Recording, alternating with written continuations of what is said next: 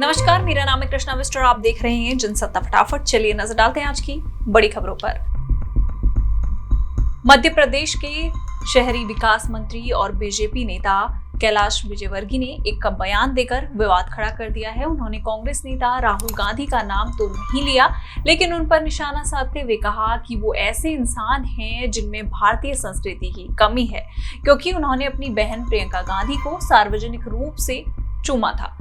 शाहजहांपुर में एक कार्यक्रम में विजयवर्गीय ने कहा, आज के विपक्षी नेता अपनी जवान बहनों को सबके सामने चौराहे पर चुंबन करते हैं।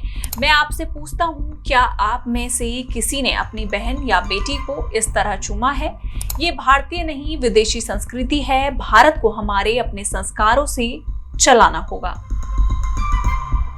वहीं अमेरिकी राष्ट्रपति डोनाल्ड ट्रंप ने कहा है कि वो इजराइल को वेस्ट बैंक पर कब्जा नहीं करने देंगे। दरअसल इजराइल के अधिकारी कुछ वक्त से कह रहे हैं कि उनकी सरकार वेस्ट बैंक के कुछ हिस्सों पर कब्जा करने के कदम उठा सकती है। इस संबंध में पूछे जाने पर ट्रंप ने ये बात कही। उन्होंने गुरुवार को एक शासकीय आदेश पर हस्ताक्षर करते हुए ओवल ऑफिस में पत्रकारों से कहा, मैं इजराइल को वेस्ट बैंक पर कब्जा करने की इजाजत नहीं दूंगा, ऐसा नहीं होगा।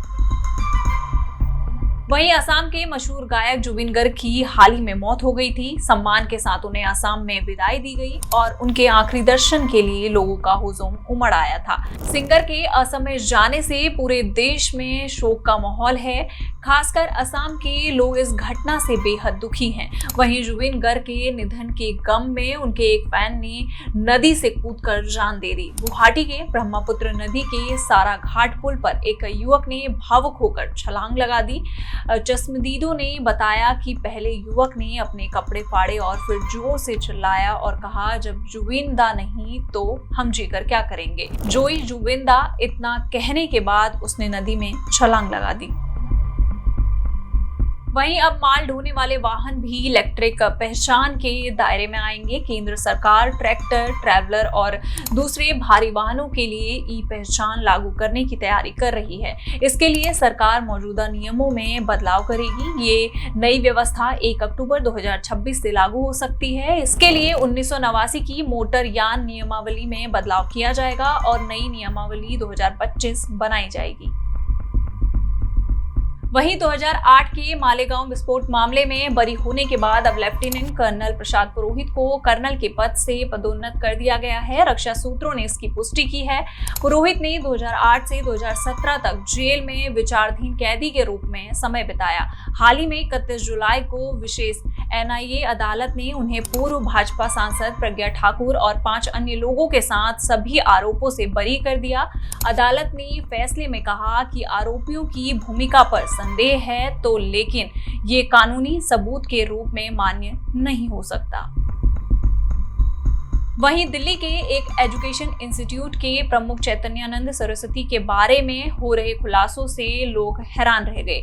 एजुकेशन इंस्टीट्यूट की पूर्व छात्रा और इंडियन एयरफोर्स के ग्रुप कैप्टन ने इस बारे में आवाज उठाई है। इस मामले में दिल्ली पुलिस ने चैतन्यानंद के खिलाफ छात्राओं के साथ छेड़छाड़ और यौन उत्पीड़न की FIR दर्ज की है।